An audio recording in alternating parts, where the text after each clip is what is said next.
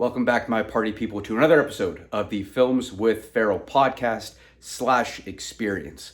For those of you playing at home, that's right, we changed the name up just a tad on the last episode. If I got to tell you that, though, it means you probably didn't watch the last episode, so here we are. Go back and watch it. If you guys like what you see, make sure to hit the subscribe button. Maybe we put that down below. We put it to the side. Look at that. I've got a marker right now, and I'm not drawing on the board. How is he doing that? Either way, if you like what you see, subscribe, button, press, boom, boom. We've got a good one here today, folks. We will be reviewing 2021's end of the year, Don't Look Up, right on Netflix, all right? A lot of marketing behind this movie. In my opinion, this might be the second, if not the biggest movie to kind of release to Netflix since The Irishman, starring Bobby De Niro, Al Pacino, Joe Pesci, Martin Scorsese film. So pretty big deal. Movie just came out. If you're watching your Netflix right now, you'll probably see on one of the top, let's watch this now, or top trending. It's all over the place right now. I've got a lot of friends asking for this video what my thoughts were. So thus, here we go. So when we are looking at Don't Look Up, all right, that joke never gets old. There we go. Looking at the cast first, all right, so a lot of marketing was done on this movie. Obviously with these big names that they actually have attached to this. So we've got Leo DiCaprio, Jennifer Lawrence, Meryl Streep, Kate Blanchett, Jonah Hill. All right, so the cast is absolutely there. All right, in terms of actual theme of the movie, all right, we know Don't Look Up. There we go. It's a sci-fi movie. All right, so you're going to have a lot of sci-fi elements. It's a drama. Look at the cast right here. You can't have these kind of actors without having a little drama to it, okay? And then it's also comedy. Again, you can't have some of these actors with a little bit of comedy. I mean, Jennifer Lawrence, drama, comedy, Silver Lining Playbook, won an Oscar. Same could be said, Leo didn't win the Oscar for Wolf of Wall Street, but, some drama elements to it, but, a comedy as well. So when we're looking at this a little bit deeper, what I found very interesting right here, directed by Adam McKay. All right, so Adam McKay, I believe in the news last 2 years, split with Will Ferrell with their production company. Difference of opinion in terms of a new movie that Adam McKay's coming out here in a little bit. Adam McKay, you know him, you love him, directed in such movies as Anchorman, The Other Guys, Step Brothers, Talladega Nights. You're starting to find a theme here. Him and Will Ferrell go hand in hand. Lately, which I found very interesting, we have Adam McKay kind of taken on a little bit more of a serious approach. He's brought us The Big Short, right?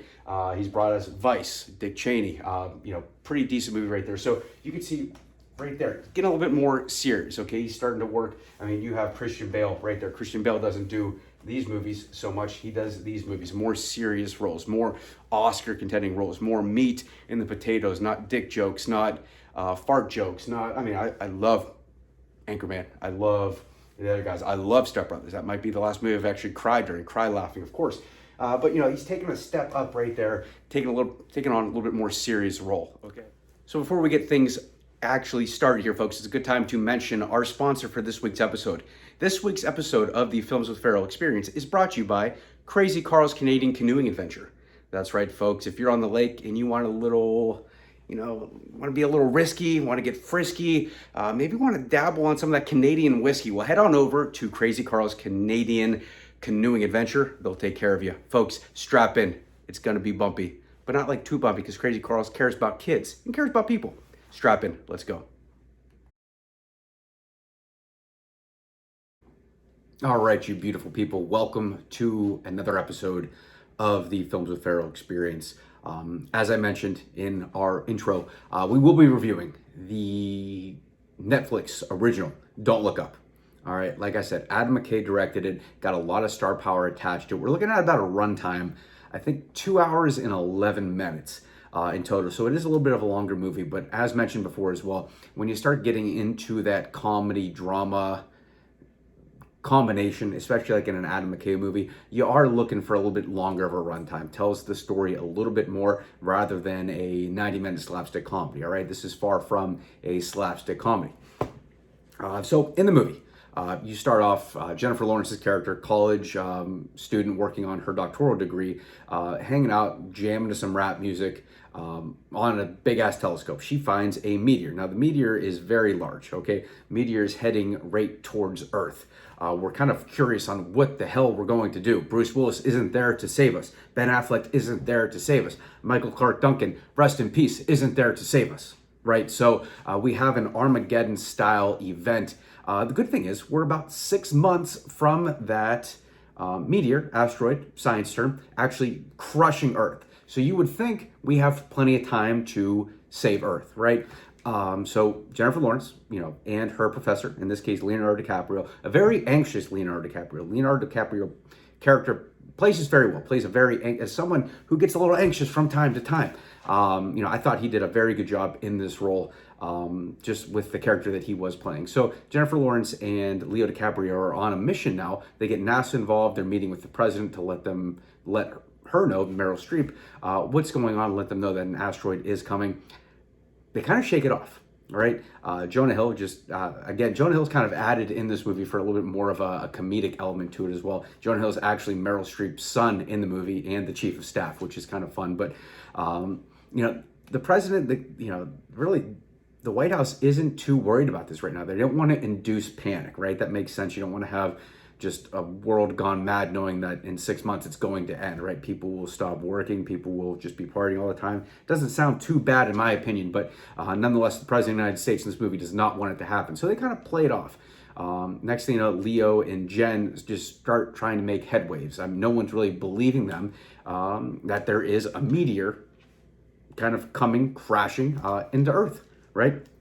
So it's kind of just follows Leo. It follows Jennifer Lawrence and really their plan to try to save the world at the end of the day.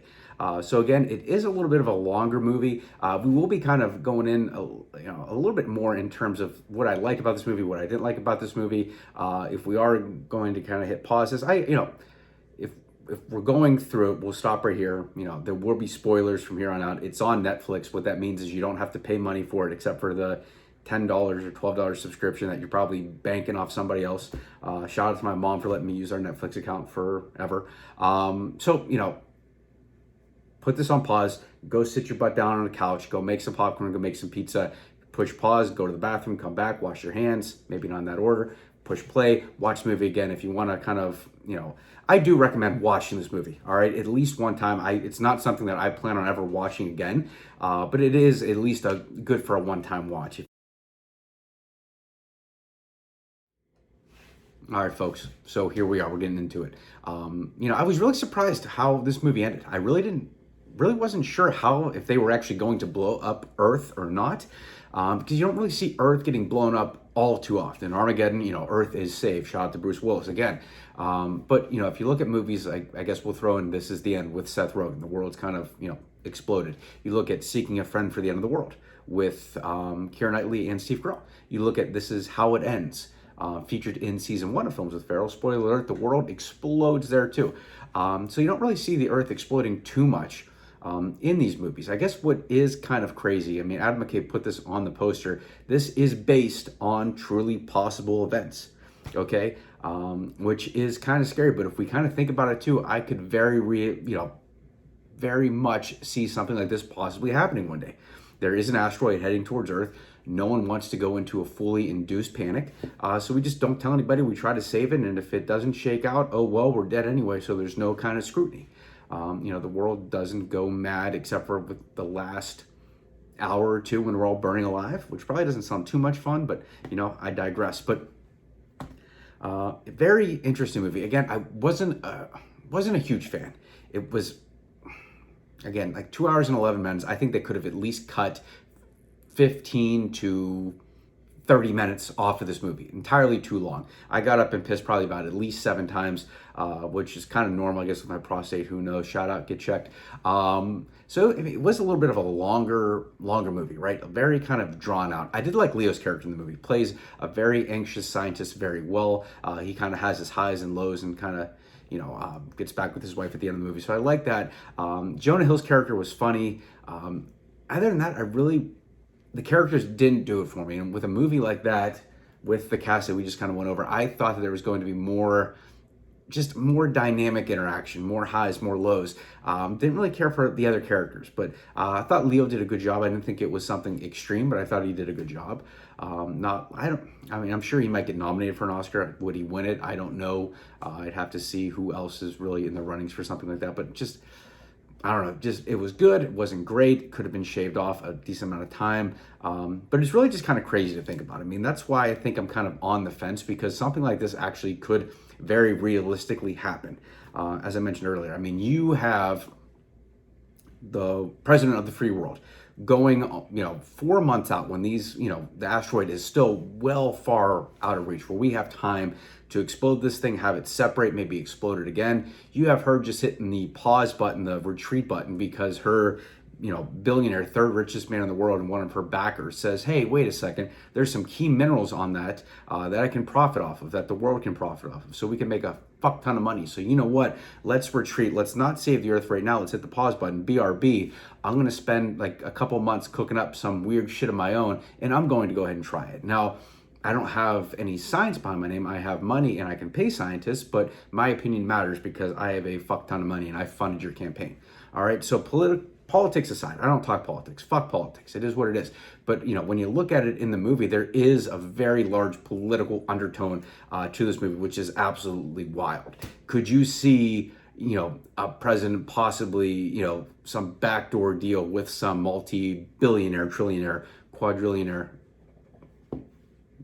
whatever, just to make a quick buck, because you could save Earth and you could also make a shit ton of profits, which I guess is kind of the scary part, because I could, realistically see that happening at some point in time. So I think that might be, I did maybe like the movie, but I think just the, oh shit, this actually could happen, might have scared me straight just a little bit more on that, straight path right there. So that was a little bit interesting for me. Like I said, take it or leave it. Again, this is just my opinion. It's something that I would watch, especially in today's world. We don't have a lot of movies coming out right now. You have the Spider-Man movie, you had the Matrix movie, which was, spoiler alert there, but you got a lot of TV shows hitting, coming back for their next season throughout the streaming sites as well. But I was really looking forward to this movie. Netflix did a good job at really promoting this movie, just with the cast alone. I mean, that cast sells movie tickets, right? That cast, it brings clicks to Netflix, it brings watches, it brings whatever Netflix capitalizes off of. So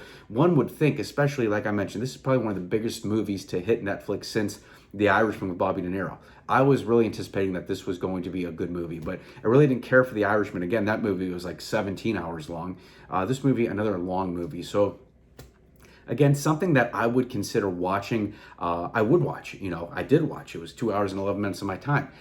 So I would, say, get out there and watch it. If the sole focus of just being like, what the fuck, this is actually possible.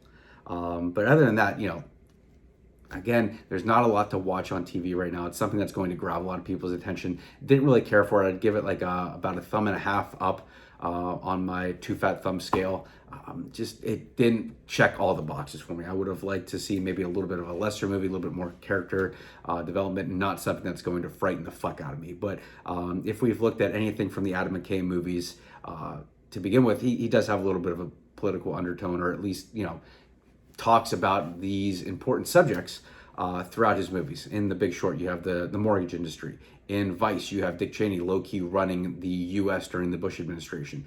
And during Don't Look Up, there we go again, a possible Armageddon-like event. But yeah, very interesting movie. All right, party people. Well, that'll do it for today's episode. Keeping it a little bit on the shorter side since that movie was so fucking long.